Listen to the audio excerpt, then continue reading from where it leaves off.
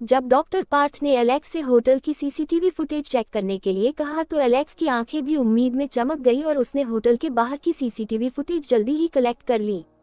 मगर उसे पता चला कि उस रात होटल के सीसीटीवी फुटेज खराब हो चुके थे। ये देखकर एलेक्स काफी परेशान हो गया। उसे लगा कि ईश्वरी को किडनैप करने के लिए जरूर किसी आदमी ने गहरी प्लानिंग की थी। उसे ये भी डर था कि कहीं अंडरवर्ल्ड में बने उनके दुश्मनों ने ईश्वरी को किडनैप तो नहीं किया। अगर उसके जैसी छोटी सी बच्ची को उन लोगों ने किडनैप किया होगा तो जरूर उन्होंने उसके साथ अब तक बहुत कुछ गलत किया होगा। ये सोचकर ही एलेक्स कांपने लगा। उसने भगवान से प्रे की कि जल्दी ही ईश्वरी उन लोगों को मिल जाए। वहीं उसे जैस्मिन पर भी गुस्सा आ रहा था। उसे लग रहा था कि इस सब के पीछे जरूर जैस्मिन ही होगी। एलेक्स ने मुट्ठी भींचते हुए कहा, वो केयरटेकर जैस्मिन जरूर हमारे दुश्मनों से मिली हुई होगी। पार्थ, क्या तुम उस लड़की के बारे में जानते हो? मैं उसके परिवार को खत्म कर दूंगा। पार्थ ने कहा, अंकल, आपको अभी किसी और के बारे में सोचना छोड़कर ईश्वरी को ढूंढना चाहिए। एलेक्स ने पार्थ के कंधे पर हाथ रखा और कहा, तुमने ठीक कहा। तभी पार्थ का फोन रिंग करने लगा। पार्थ के फोन पर एक मैसेज आया था। उसने मैसेज को ओपन करके देखा तो उसे उसकी असिस्टेंट रिया ने एक वीडियो भेजी थी। उस वीडियो में जैस्मिन ईश्वरी को अपनी गोद में लेकर पार्टी हॉल से बाहर निकली थी और उसके सामने कोई आदमी आया था, जिसके बाद वो वीडियो एंड हो गई। उस वीडियो को जब पार्थ ने एलेक्स को दिखाया तो एलेक्स ने गुस्से में अपना हाथ टेबल पर मारा। डैम इट, वो लड़की जैस्मिन, उसी ने ईश्वरी को हमसे छीना है। पार्थ, मैं ईश्वरी को ढूंढता हूँ, लेकिन इससे पहले तुम्हें जैस्मिन जहाँ रहती है वहाँ से उसके बारे में इन्फॉर्मेशन कलेक्ट करनी होगी और अगर कोई उसके साथ रहता होगा तो तुम्हें उसे किडनैप करके मेरे पास लाना होगा, समझे? ये मेरा ऑर्डर है। ये सुनकर पार्थ का चेहरा पीला पड़ गया। पार्थ के पीछे एलेक्स के कुछ आदमी खड़े थे। उन्होंने कहा, बॉस, हम जल्दी ही आपका काम कर देंगे। पार्थ ये सुनकर घबरा गया क्योंकि वो जानता था कि जैस्मिन शमिता के साथ रहती थी और इस केस में अब शमिता को भी घसीटा जाएगा और वो जानता था कि एलेक्स ने जो सोच लिया है उसे वो कर ही रहेगा, मगर फिर भी वो शमिता को कुछ भी नहीं होने देगा। अपनी बात कहकर एलेक्स वहां से चला गया। अक्सर एलेक्स काफी जल्दी गुस्सा हो जाया करता था क्योंकि वो उम्र में उन सभी लड़कों से छोटा था, यहाँ तक कि पार्थ भी उससे 2 साल बड़ा था। मगर वो एलेक्स की सौतेली बहन का बेटा था, इसलिए पार्थ उसे अंकल ही कहता था, जिसकी वजह से कई बार पब्लिक में उसका मजाक भी उड़ाया जाता था। वहीं दूसरी ओर अविनय अपनी पॉश कार से टिककर खड़ा था और अपनी उंगलियों से कार के शीशे पर टैप करते हुए बहुत गुस्से में दिखाई दे रहा था। उसके पीछे 8-9 कारें उस सुनसान सड़क पर आकर खड़ी हो गई।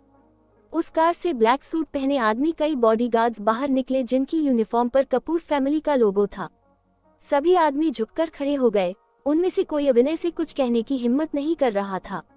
उनकी खामोशी ने अविनय को उसका जवाब दे दिया और गुस्से में उसने अपनी कार के बोनट पर रखी गन को उठाया और उन सभी आदमियों के लेफ्ट हैंड पर शूट कर दिया। इसके बाद उसने गुस्से में अपनी कार का डोर ओपन किया और उसमें बैठकर उसने खुद से कहा, मेरे सारे दुश्मन भी मिल जाए तो भी वो मेरी बेटी को हाथ लगाने की हिम्मत नहीं कर सकते, लेकिन आज मैंने पूरे 1 दिन से अपनी बेटी को नहीं देखा। इसका मतलब है इसके पीछे कोई और नहीं बल्कि डैड है। लेकिन उन्होंने ऐसा क्यों किया, इसका जवाब तो मैं उनके सिर पर गन रखकर ही पूछूंगा।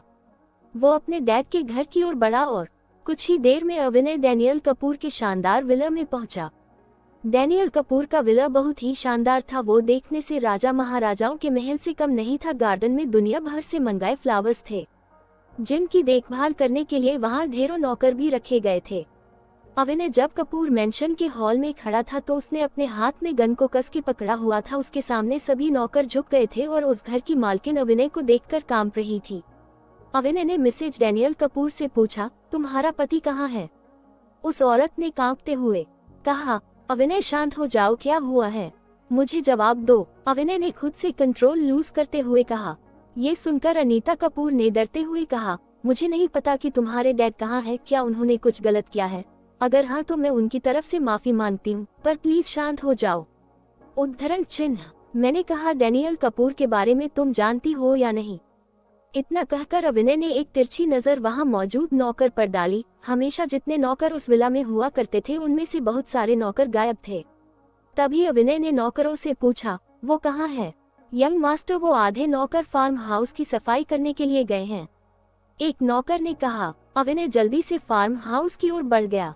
फार्म हाउस का दरवाजा बंद था और वहां आसपास कोई भी नजर नहीं आ रहा था। अविनय ने अपनी कार की स्पीड को 4 गुना कर दिया और सीधे उसने फार्म हाउस की एक दीवार को ही तोड़ दिया।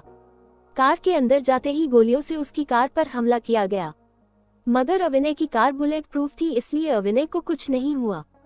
कार के दरवाजे को खोलकर अविनय बाहर निकला तो एक आवाज आई, रुक जाओ सभी, कोई मेरे बेटे पर गोली नहीं चलाएगा।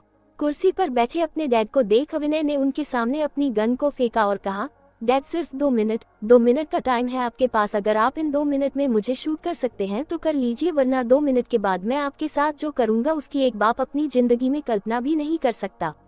बदतमीज, तुम अपने ही बाप को मारने के बारे में सोच रहे हो। डैनियल कपूर गुस्से से चिल्लाए, नहीं, मैं अपने ही बाप से खुद को मारने के लिए कह रहा हूँ ताकि एक बाप अपने बेटे के जिंदा छोड़कर उसके पागलपन को देखने के लिए मजबूर न हो जाए। अविनय कपूर की आंखों में नफरत देखकर डैनियल कपूर एक शब्द भी नहीं बोल सके। डैनियल कपूर को शांत देख अविनय अपनी कार की ओर बढ़ा। तभी डैनियल कपूर के आदमी उसको रोकने के लिए खड़े हो गए। अविनय ने अपने सामने आए आदमी को पकड़ा और उसे ऊपर उठा दिया। दूसरा आदमी अविनय पर झपटा तो अविनय ने अपना पैर उठाया और उस आदमी के प्राइवेट पार्ट पर हमला कर दिया। अविनय ने फिर उस आदमी को दूर फेंक दिया जिसकी उसने गर्दन पकड़ी हुई थी। तीसरे आदमी का हाथ पकड़कर अविनय ने उसे घुमा दिया और फिर उसे जमीन पर पेट के बल लेटाया और उसके दोनों हाथों को बुरी तरह तोड़ दिया। अब उसके हाथों में जान नहीं बची थी। ऐसे ही अविनय ने वहां मौजूद सभी आदमियों को अपाहिज कर दिया। अविनय सबको घायल करने के बाद अपनी कार में चढ़ा। उसे उन आदमियों के कराहने की आवाज के बीच एक आवाज और सुनाई दी। वो आवाज किसी की गहरी सांस लेने की थी और साथ ही उसे पानी की भी आवाज आ रही थी। उन आवाजों को सुनकर अविनय को कुछ आभास हुआ। उसने अपनी कार को स्टार्ट किया और वो अपनी कार को लेकर सीधा डैनियल कपूर की ओर बढ़ा। डैनियल कपूर ये देखकर घबरा गए और वो अपनी कुर्सी को छोड़कर वहां से भाग खड़े हुए। उनके पीछे एक बड़ा सा बॉक्स था जिसे काले कपड़े से कवर किया हुआ था। डैनियल कपूर की कुर्सी में फंसकर वो कपड़ा हट गया था, जिसके बाद अविनय के सामने एक कांच का बहुत बड़ा बॉक्स दिखाई दिया जिसके अंदर उसने जैस्मिन को देखा जो पानी में डूबी हुई थी। बॉक्स में पानी धीरे धीरे बढ़ रहा था और कुछ ही देर में जैस्मिन पूरी तरह से पानी में डूब जाती। जैस्मिन की हालत से ज्यादा अविनय ये देखकर हैरान हुआ था कि जैस्मिन ने इशू को गोद में लिया हुआ था और वो पानी में डूबने से बची हुई थी। अविनय ने अपनी कार का एक बटन प्रेस किया तो उसकी कार के आगे से कुछ निकली किले बाहर निकल आई। जैसे ही उसकी कार बॉक्स से टकराई, बॉक्स चकनाचूर हो गया और जैस्मिन बेहोश होकर नीचे गिर गई। उसने गिरने से पहले ईश्वरी को पूरी तरह से कवर कर लिया था। जब जैस्मिन के पास अविनय पहुंचा तो जैस्मिन बेहोश हो चुकी थी। अविनय ने जैस्मिन को अपनी गोद में उठाया और उसे बुरी तरह कार में पटक दिया। ईश्वरी ठीक थी। उसने गुस्से में अविनय को घूर कर देखा और वो कार में जाकर बैठ गई। डैनियल कपूर पीछे रह गए। उन्हें देखकर अविनय ने कहा, जब मैं शादी कर रहा था तो आपने ये सब क्यों किया? अविनय, तुम मुझे बेवकूफ़ समझते हो। मुझे पता है कि तुम मेरे पीठ पीछे क्या कर रहे थे। तुम कियारा की फैमिली को बर्बाद करना चाहते हो। आखिर उसने तुम्हारे साथ क्या किया है? डैनियल कपूर ने कहा, उसने मेरे साथ कुछ नहीं किया, लेकिन उसने मेरी बेटी को चोट पहुंचाने की कोशिश की थी, जिसकी सजा तो उसे मिलकर ही रहेगी, चाहे वो मेरी वाइफ बने या ना बने, इससे मुझे कोई फर्क नहीं पड़ता। अविनय ने जवाब दिया। डैनियल कपूर गुस्से में चिल्लाए, तुम ना समझ लड़के, तुम्हारे आईक्यू को देखकर तुम आज देश के सबसे बड़े बिजनेसमैन हो। अंडरवर्ल्ड में हर कोई तुमसे टकराने से पहले 100 बार सोचता है, फिर भी तुम एक लड़की के लिए इतना सब कुछ कर रहे हो। ये लड़की तुम्हारी कमजोरी बनती जा रही है। वहीं कार में बैठी ईश्वरी उन दोनों की बातों को ध्यान से सुन रही थी। जब उसने अपने दादा को उसे कमजोरी कहते हुए सुना तो उसकी आंखें सिकुड़ गई थी। अविनय ने सार्कास्टिकली हंसते हुए डैनियल कपूर की बात का जवाब दिया, हन डैड, आप बताएं, आपको पावर हासिल करके क्या मिला? आपकी बेटी, आपके दोनों बेटे सब आपसे नफरत करते हैं, तो बताएं आपको मिला क्या? अगर तुम भी मुझसे नफरत करते तो अभी तक तुम मुझे मार चुके होते। मैं तुम्हारा बाप हूं और तुम मुझसे प्यार करते हो, इस बात को तुम झूठला नहीं सकते। डैनियल कपूर ने कहा। अविनय हंसते हुए बोला, ये आपकी गलतफहमी है। आज आपको जिंदा छोड़ने की वजह मेरी माँ है, जिन्होंने मरते दम तक आपसे प्यार किया। अगर मैंने उनसे वादा नहीं किया होता तो उसी दिन मॉम के साथ मैं आपको भी जिंदा दफना देता और हाँ, दोबारा मेरी बेटी को